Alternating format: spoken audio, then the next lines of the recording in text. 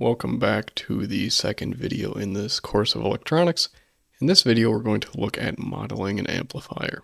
And in the first video, we talked about the voltage gain, the current gain, and the power gain, and how those are all related and how we can get all of them. Now we can look at the voltage amplifier, where we simply have several components. We have a source voltage, a source resistance, an input and output resistance, input-output voltages, our open circuit voltage gain. Just recall that that's not equal to the voltage gain that we defined up here.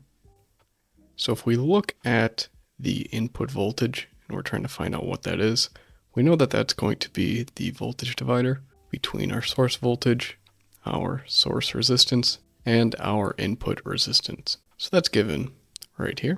Now if we have the open circuit voltage gain, AVO, we know that the output voltage is equal to that open circuit voltage gain times the input voltage, right? Because that's just the voltage of this dependent source here. And then we have this resistor combination, which is, again, our simple voltage divider. Now we can substitute VI for what we found right here, and then we can have the output voltage in terms of that source voltage. So if we consider some characteristics of the amplifier, one thing you might hear from time to time is having a high impedance input, a high impedance output, or a low impedance input or output. But in this case, we're simply going to look at a high impedance input. So we're going to say that Ri, or the input resistance, tends to infinity. Now, if that's the case, then this term right here that we had from up here, that's going to go to 1. We can say that the input voltage is approximately equal to the source voltage. And this allows us to then rewrite our output voltage looking something like this, which again is the approximation right here. Now if we remove the load resistor RL, we know that the output voltage will approximately be equal to the open circuit voltage gain times that source voltage right here. And then we can define our open circuit voltage gain simply by this ratio here. So if we had the condition of a high impedance input, we could find that open circuit gain if we had a power supply and a multimeter and probed things correctly. But for now, let's consider an example. And we're going to say that our source voltage, simply 1 millivolt, it's going to be an AC voltage source there. Our source resistance is 1 mega ohm. Our input resistance is 2 mega ohms. Our output resistance is 2 ohms, and we have an 8 ohm load.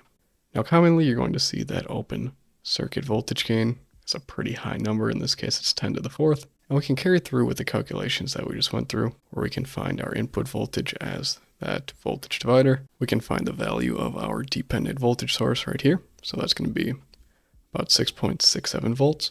And then we can find what our output voltage is, simply from everything that we know about the circuit, and our output voltage is about 5.33 volts. So if we look at our voltage gain, which is the output voltage divided by the input voltage, we get about 8,000. If we look at the source gain, so the output voltage divided by the amplitude of that source voltage, it's about 5,333. So you can see it's a little bit less, but it is to be expected. Now if we went through and we looked at the current gain, we simply get that it is equal to 2 times 10 to the 9th. So that's extremely high. And then our power gain is 1.6 times 10 to the 12th. So you can see here that just because you have a relatively high voltage gain, it doesn't really determine what you may think you expect for the current gain and the power gain. Following this example, we're going to look at some plots. And the plots may be useful to really see what's going on and get a grasp on things. So if we look at the voltage gain in terms of the open circuit voltage gain, and then that resistor combination there, you can see that as RL right here tends toward infinity, our open circuit voltage gain is what the gain also tends towards. In the case of our current gain, if again we look at that load resistor as it goes to infinity, you can see that the current gain dwindles down, and then the power gain, you simply get another seemingly exponentially decaying function as that load resistor goes to infinity. But it might be difficult to see here. There's something going on. If we draw a dotted line, there's this little increase that happens And most of my sketches are quite poor, but this line here is actually there. So what we're going to do is look at the gain and just expand it out a little bit right here. And then we're going to take the derivative of the gain with respect to RL. And we get this nasty looking term here. So what we're going to say is we're going to set that derivative equal to 0 to find the minimum or maximum. And by setting that relation equal to 0, there's a few things we can do. And what turns out is if we have the condition of minus RL squared plus RO squared, so our load resistance and our output resistance, have that equal to 0. Or you could say if the load resistor is equal to the output resistor, we have maximum power gain or maximum power transfer. And this is a familiar concept from our circuit analysis course.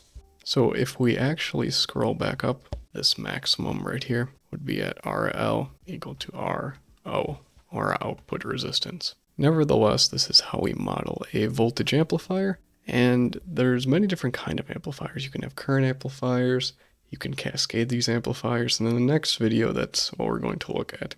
If you learn anything, like the video, subscribe, share, helps the YouTube algorithm. We'll see you next time.